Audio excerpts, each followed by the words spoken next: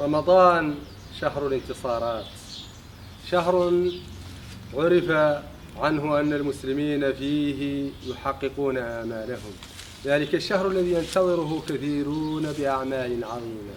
وأعظم الأحداث في رمضان هي غزوة بدر الكبرى، تلك الغزوة التي وقعت في 17 من رمضان، غزوة الفرقان، تلك الغزوة التي بعث ربنا سبحانه وتعالى نبيه صلى الله عليه وسلم ليذيق أهل الكفر والباطل سوء العذاب.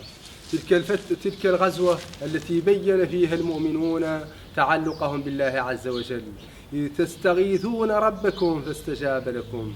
تلك الغزوة التي أمد الله سبحانه وتعالى بها المؤمنين، وضاع فيها رسول الله صلى الله عليه وسلم أروع الخطط بالتشاور مع أصحابه وشاورهم في الأمر، فكان النصر حليف المسلمين. فلنقرأ عن غزوة بدر، فهي الفرقان بين الحق والباطل، فيها انتصر الإسلام، وفيها تبين أن الكفر ليس بشيء.